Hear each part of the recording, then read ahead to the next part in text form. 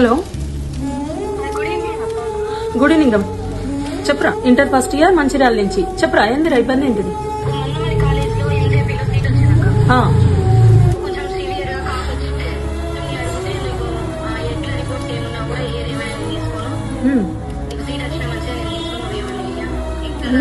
మీరు చూపియలేదా? రిపోర్ట్స్ చూపియలే? మరి మెడికల్ అంతా క్లియర్ ఉంది అని చెప్పి చూపియలే? నువ్వు ఉండగలుగుతావా లేదా అనేది నీ ఛాయిస్ కదరా. అది వాళ్ళ అబ్జెక్షన్ చెప్పడానికి లేదు కదా. ఎవరు మీ ప్రిన్సిపల్? ఎవరు?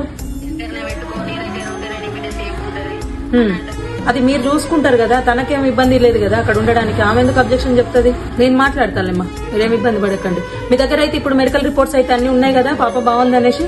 ఒక్కసారి రేపు నేను వేరే ఆఫీసర్ కి చెప్తాము, అక్కడ వాళ్ళని కలవండి. పొద్దున పోయి రేపు ఉదయం పోయి కల్పిస్తే నేను వాళ్ళ మీ ప్రిన్సిపల్ నెంబర్ ఉంటే పంపించమని చెప్పు పాపకి. నాకు నేను తనతో మాట్లాడి చెప్తా. బాగున్నారమ్మా? చాలా పర్లేదులే, చదువుకోనియండి ఇప్పుడు ఎందుకులే. కానీ ఎట్లుంది ఇప్పుడు పాప?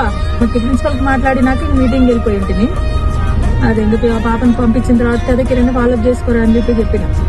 పాపను మంచిగా తిను, మంచిగా ఉండమని చెప్పండి, జాగ్రత్తగా ఉండమని చెప్పండి, మళ్ళీ ఇబ్బంది లేకుండా. పర్లేదమ్మా, పిల్లలు చేయడానికే కదా మేము కూడా.